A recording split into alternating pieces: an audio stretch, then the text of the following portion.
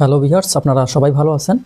আজকে আমরা 1200 স্কোয়ার ফিটের জায়গার উপরে 4 রুমের বেড এবং 2টি টয়লেট, কিচেন, লিভিং এবং ডাইনিং স্পেস এবং সেই সাথে 2 রুমের সাথে 2টা বারান্দা বা ব্যালকনি এরকম আজকে প্ল্যান দেখব। এবং এই বাড়িটি নির্মাণ করতে কত টাকা খরচ হবে আমরা ধাপে ধাপে সবগুলো জানব। অবশ্যই এই ভিডিওটি শুরু থেকে শেষ পর্যন্ত দেখবেন, তাহলে আপনারা বাড়ি সম্বন্ধে বিস্তারিত জানতে পারবেন। তো যাই হোক, আমাদের এখানে যে আমরা জায়গাটা নিয়েছি, এখানে 32 ফিট 8 ইঞ্চি এবং এদিকে আছে 36 ফিট 1 ইঞ্চি। এরপরে আমাদের এখানে এই বাড়তি অংশ আছে, আমাদের এখানে 2.5 ফিট। এই 2.5 ফিটের জায়গার ভিতরে 2টা ব্যালকনি আছে। তো আমরা এই জায়গাটাতে 1200 স্কোয়ার ফিট পেয়েছি। আমরা অনেকেই আমাকে কমেন্টে জানিয়েছেন যে আমরা 1200 স্কোয়ার ফিটের জায়গার ভিতরে একতলা ফাউন্ডেশন দিয়ে একতলা কমপ্লিট করব। অবশ্যই অনেকের এই অল্প স্বার্থে বা অল্প টাকা থাকে, কিন্তু যদি 2তলা ফাউন্ডেশন দিতে যায় বা এর উপরে ফাউন্ডেশন দিতে যায়, তখন কিন্তু ফাউন্ডেশনের টাকা অনেক খরচ হয়ে যায়। এই কারণে অনেকে চায় যে আমরা কোনো মতে আমরা একতলা বাড়ি দিয়ে সেখানে থাকব। এই কারণে আজকে আমাদের এই ড্রয়িং ডিজাইনটা করানো হলো। তো যাই হোক, আমরা এখানে এরিয়াটা আমরা লিখি। এরিয়া, আমাদের এরিয়া হচ্ছে 1200 স্কোয়ার ফুট এবং এই 1200 স্কোয়ার ফুটের জায়গার ভিতরে যে আমরা লিখবো এখন আমাদের যে ফাউন্ডেশন লিখব, ফাউন্ডেশন 1 স্টোরেজ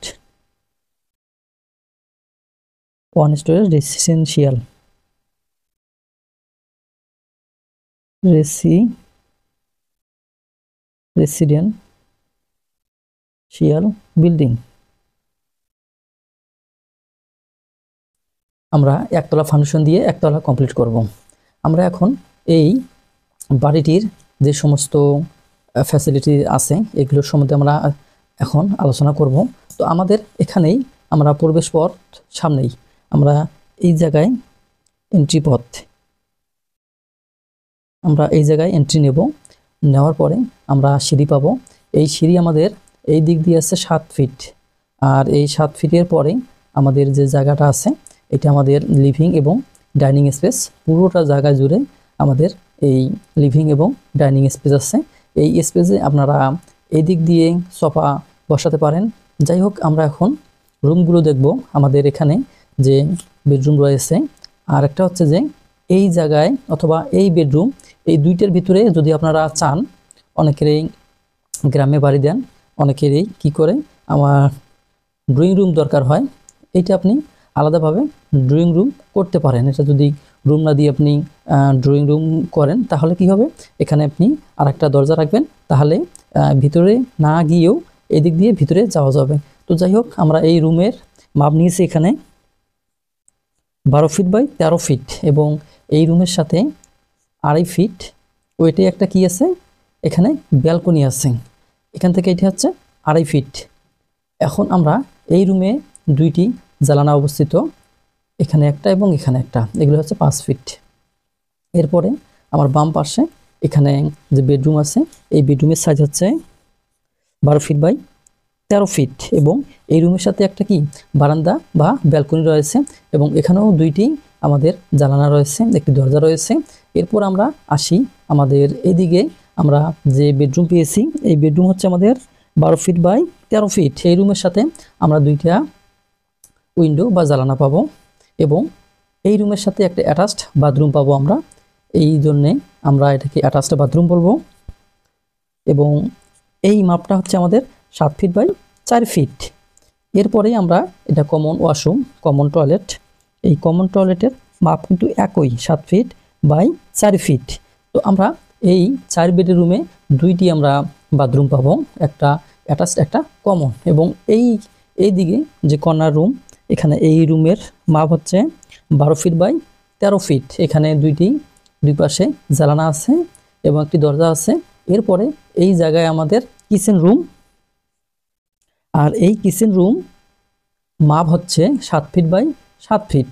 এখানে দরজা দেখানো আছে, আপনারা যদি অনেকেই ওপেন কিচেন রুম চান তাহলে এখান থেকে আপনি এই ওয়ালটা উঠে দিবেন, তুলে দিবেন, তাহলে আপনাদের ওপেন কিচেন রুম হবে।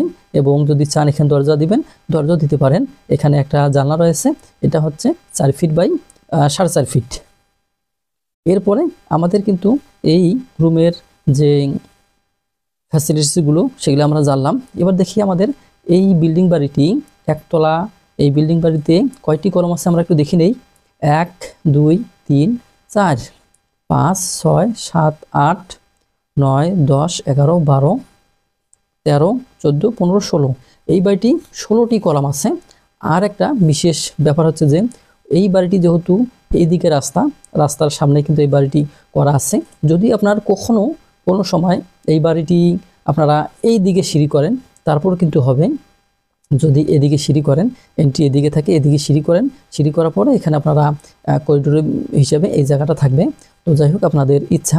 আর যদি এখানে আরেকটা বিষয় হচ্ছে যে এই সিঁড়িটা 7 ফিট করা আছে, আপনারা চাইলে এটাকে 6.5 ফিট বা 6 ফিটও রাখতে পারেন। যেহেতু আমরা একতলা বাড়ি করব সেহেতু কিন্তু আমাদের কি শুধুমাত্র ছাদে ওঠার জন্য এই সিঁড়িটা ব্যবহার করা হবে। তো যাই হোক আমরা এখন এই বিল্ডিং বাড়িটি বিস্তারিত একটু দেখব, তারপরে আমরা খরচে যাব। আমরা এখানে যে বেস এবং কলাম দেখতেছেন এগুলো হচ্ছে আপনার কলম, আর এগুলো হচ্ছে ফুটিং বা বেস। এখানে দেখেন প্রতিটা বেজে আমরা 4 ফিট বাই 4 ফিট নিয়েছি। 16টা বেজে আমাদের 4 ফিট বাই 4 ফিট আছে এবং এই কলামের সাইজ হচ্ছে 10 ইঞ্চি বাই 10 ইঞ্চি। সবগুলো কলম কিন্তু 10 ইঞ্চি বাই 10 ইঞ্চি। আমরা আগেই আমি বলতেছি যে আমরা একতলা ফাউন্ডেশন দিচ্ছি, কিন্তু সেক্ষেত্রে আমরা 10 ইঞ্চি 10 ইঞ্চি সবগুলো কলম দেব এবং বেসগুলো একই মাপের দেব, অর্থাৎ এখানে 4 ফিট বাই 4 ফিট। এরপরে আমরা একটা কলামের সেকশন দেখি। আমরা এই 4 feet by 4 fit F1 by C1, অর্থাৎ আমরা F1 এটা ফুটিং, C1 হচ্ছে কলাম। এখানে আমাদের একটা কোর্স সেকশন দেওয়া আছে এবং এখানে রড আমরা ব্যবহার করছি 16 mm রড, প্রতিটাতে কলামের জন্য 4টি এবং স্টিরাপ হিসাবে 8 মিলি ব্যবহার করা হয়েছে। আপনি যদি 6 মিলি ব্যবহার করতে পারেন তারপরও কোনো সমস্যা হবে না। তো যাই হোক বেজের রড এখানে দেওয়া আছে 12 mm, অর্থাৎ দুই দিকে 12 mm রড দেওয়া আছে বেজের জন্য প্রতিটা। আর বেজ হচ্ছে 5 ইঞ্চি সেন্টার টু সেন্টার, এই 12 mm রড বিছাতে হবে। কলামের হচ্ছে 4টা আমরা দেখে নিলাম। এরপর আমরা খরচে আসবো।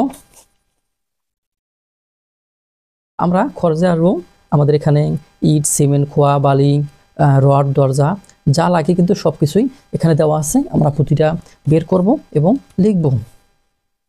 আমরা এখন লিখব আমাদের এই বিল্ডিং বাড়িটি তৈরি করতে 14,000 ইট লাগবে। তাহলে 14,000 12 টাকা পিস হিসাবে আমরা যদি এই ইট আমরা ক্রয় করি তাহলে আমাদের ইট বাবদ খরচ হবে 1,68,000। আমরা পেয়ে গেলাম। আমাদের সিমেন্ট টোটাল লাগবে 450। আমরা 540 টাকা প্রতি ব্যাগে দাম ধরলাম, তাহলে আমাদের 2,43,000 টাকা সিমেন্ট বাবদ বিল আসে। এবার আসবো আমরা কংক্রিটের জন্য আমাদের খোয়া লাগবে 1450 সিফটি। আমরা প্রতি সিফটি মূল্য 150 টাকা ধরবো, তাহলে আমাদের এখানে 2,17,500 টাকা বিল আসবে। এরপরে আমরা আমাদের বালি লাগবে 1600 সিফটি, সব টোটাল মিলিয়ে, অর্থাৎ কংক্রিট, গাঁথনি যেখানে এই বালুগুলো লাগবে সব বালু মিলিয়ে আমাদের 1600 সিফটি লাগবে বালু।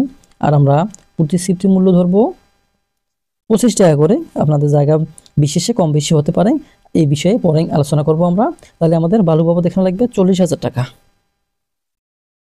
এরপরে আমরা রড আসবো।